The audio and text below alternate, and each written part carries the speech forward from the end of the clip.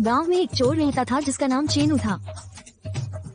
चेनू रास्ते से गुजरने वाले हर व्यक्ति का सामान चोरी कर लेता था, कभी महिला का हैंडबैग तो कभी पुरुष की घड़ी।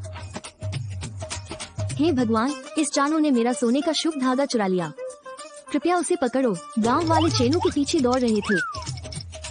चेनू ने अपनी साइकिल के पैडल जोर से मारे जब उसने देखा कि लोग उसके पीछे दौड़ रहे हैं। उसने ऐसा कहा, 11 देशों के कप चेनू के नाम हैं। लेकिन चेनू को पकड़ना न केवल सम्माननीय बल्कि असंभव है। जिस क्षण चेनू ने ये शब्द कहे, अचानक सामने एक बड़ा गड्ढा आ गया और कार का टायर फट गया। साइकिल उस गड्ढे में फंस गई और चेनू जमीन पर गिर गया। सब लोग जल्दी से चेनू के पास आए और सोने का ऑस्पिशियस ले लिया। अपने हाथ से धागा छीनकर स्त्री को वापस देते हुए कहा, उसने कई बार कहा, हमने चिन को माफ कर दिया है, लेकिन वो अपनी हरकतों से बाज नहीं आया। पास के गांव में पुलिस स्टेशन है, चलो उसे पुलिस के हवाले कर दे। पुलिस के बारे में सुनकर चेनू डर गया।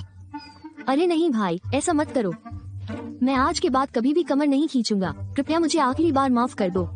गांव वाले दिल के भोले लोग थे, वे हर बार चानू को माफ कर देते थे और इस बार भी उन्होंने उसे अंतिम चेतावनी देकर छोड़ दिया। एक दिन चेनू बरगद के पेड़ के नीचे बैठा था जब रामू वहाँ से गुजरा।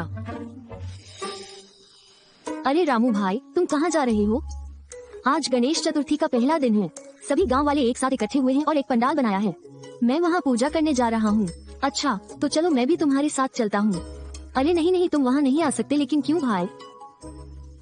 क्योंकि हम नहीं चाहते कि वहाँ किसी की बहुमूल्य संपत्ति चोरी हो जाए। इसीलिए गांव के लोगों ने एकत्र होकर यही निर्णय लिया है कि अब से तुम गांव के किसी भी उत्सव या पूजा पाठ में भाग नहीं लोगे। ये कहकर रामू चला गया और यह सुनकर चेनू बहुत क्रोधित हो गई और बोली, ठीक है बेटा, चेनू एक बार बिना खाए रह सकता है, लेकिन चोरी के बिना नहीं। इन गांवों ने मुझे पूजा में शामिल होने से मना कर दिया है। अब देखो मैं आराधना में कैसी अशांति पैदा करूंगा। सभी गांव वासी पूजा के लिए एकत्र हुए और पूजा शुरू होने ही वाली थी कि अचानक चेनू वहां आ गई। अरे चेनू, तुम यहाँ क्यों आए हो? हमने तुम्हें यहाँ आने से मना किया है। गांव वालों की बात पर चेनू बहुत विनम्र हो गया और बोला, अरे भाई, अब मैं पहले जैसी चेनू नहीं रही। मैंने बहुत पहले ही पोलोन दे दिया है। अब मैं भी आप सबकी तरह एक अच्छा इंसान ही रहूंगा। एक अच्छा इंसान, और वो भी तुम्हारे लिए। हम तुम्हारी बातों पर विश्वास नहीं करते चेनू। अरे नहीं नहीं भाई, मैं तो हकीकत बता रहा हूँ। मैं समझ गया हूँ कि दुकान से चोरी करना बहुत बड़ा पाप है, इसीलिए मैं आज आराधना में आया हूँ ताकि मैं अपनी सारी इंद्रियां धो सकूं। और भैया देखो, मैं आप लोगों के लिए प्रसाद के रूप में मोदक भी लाया हूँ। ये कहते हुए चेनू ने अपने बैग से मोदक का डिब्बा निकाला। जब मोदक की सुगंध सभी गांव वालों की नाक तक पहुंची, वे सभी मोदक खाना चाहते थे। गांव वालों ने एक बार फिर चेनू को माफ कर दिया। एक एक करके सभी ने उसके द्वारा लाए गए मोदक खाए। गांवों में लोगों को चक्कर आने लगे और कुछ ही समय में, कुछ ही सेकंड में सभी लोग बेहोश हो गए और जमीन पर गिर पड़े। वे सब मुझे गांव से अलग करने आते हैं। अब जब तक तुम आओगे, होश में आओ, तुम्हें ये दान पेटी खाली मिलेगी। उसने दान पेटी से सारा पैसा निकाल लिया। उसने बैग में कुछ रखा और वहाँ से बाल बाल बच निकला। अब तक चेनू केवल हमारा सामान ही चुराता था, लेकिन अब उसने मंदिर से भी चोरी करना शुरू कर दिया है। उसने सबको ध्वंस देकर बेहोश कर दिया। वो मंदिर से दान लेकर एक विपत्तिजनक मामले में शामिल हो गया है। हम उसे जाने नहीं देंगे। उसने बहुत गलत काम किया है और उसे उसके किए की सजा जरूर मिलेगी। लेकिन मुझे नहीं लगता कि हम चेनू को हरा पाएंगे। अब तक तो वो सारा पैसा लेकर इस गांव से चला गया होगा। वो जरूर फरार हो गया होगा। वो दुनिया का सबसे लालची चोर है।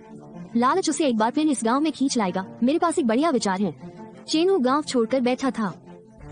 दूसरे गांव में एक चाय की दुकान पर अखबार पढ़ते हुए। अखबार पढ़ते समय अचानक उनकी नजर इस खबर पर पड़ी, तुनकपुर गांव में मटकी फोड़ प्रतियोगिता होने जा रही है। इस स्थान पर 1 लाख रुपए रखे जाएंगे। जो जीतेगा उसे ये पैसा मिलेगा और मैं अमीर बन जाऊंगा। ये समाचार पढ़कर चेनू के मन में लालच आ गया और उसने कहा, अगर मैं किसी तरह मौके पर जाकर दुकान से चोरी कर लूं तो मुझे इसकी जरूरत नहीं पड़ेगी। सालों तक पोर्लोइन खाओ और मैं अच्छी तरह से रहूंगी। लेकिन चेनू के पास एक बड़ा था। उसके सामने प्रश्न रखा, ओह, लेकिन मैं वहाँ कैसे जाऊंगा? गांव वाले मुझे देखते ही रोक लेंगे, धक्का देकर बाहर निकाल देंगे। गांव में मुझे कोई और रास्ता खोजना होगा। चेनू ने दुकान से नकली दाढ़ी मूंछ खरीदी, उसे अपने चेहरे पर लगाया। उसने अपने सिर पर एक टर्बन पहना हुआ था और हाथ में एक छड़ी ली हुई थी। वो अपना भेष बदलकर अपने गांव की ओर चल पड़ा।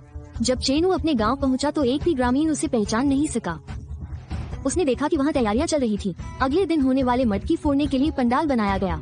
चेनू ने एक योजना बनाई और वहां खड़े एक आदमी के पास जाकर कहा, नमस्ते, मेरा नाम बबलू है। मुझे बर्तन बांधने के लिए बुलाया गया है।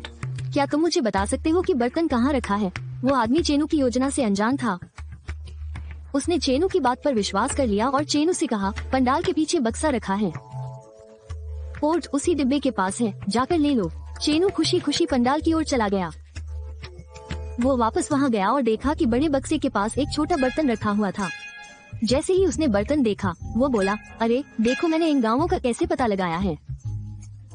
पहले तो मैंने मंदिर से उनका सारा पैसा चुरा लिया और अब इस बर्तन से 1 लाख रुपए भी नहीं मिल सकते। ये कहते हुए जब चेनू ने बर्तन से कपड़ा हटाया, उसकी आंखें खुली की खुली रह गईं और वो भी हैरान रह गया। बर्तन के अंदर कोई पैसा नहीं था, लेकिन गोबर चेनू हैरान खड़ा था और वो चिल्लाया कि अचानक पीछे से एक आवाज आई, अरे क्या हुआ बेटा चेनू, पैसे नहीं मिले?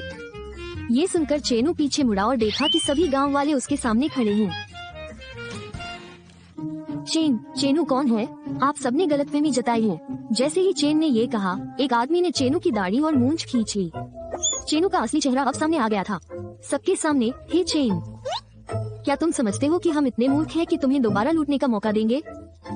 दरअसल हमने तुम्हें पकड़ने के लिए ये सब चारा बिछाया था। चारा? कैसा चारा? चेनू चोर, हम जानते हैं कि तुम एक घमंडी व्यक्ति हो, इसीलिए हमने जानबूझकर ये लाल गाजर आपके सामने रखी है।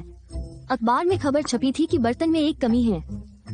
हमें पता था कि आप किसी न किसी तरह यहाँ जरूर आएंगे। सुखियों की बातें सुनकर चेनू डर गया। देखो भाई, मुझे माफ कर दो, मुझसे बहुत बड़ी गलती हो गई। मैं फिर कभी दुकान में चोरी नहीं करूँगा। ये सुनकर ग्रामीण बोला, चेनू, अब हम तुम्हारी बातों में नहीं फंसने वाले।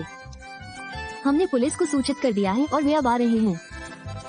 तभी पुलिस की गाड़ी का सायरन बजने लगा और देखते ही देखते जब चेनू पुलिस की गाड़ी में चला गया तो गांव वालों ने राहत की सांस ली। इससे कोई मानसिक और भावनात्मक तनाव नहीं होगा और न ही गांव में कभी डकैती होगी।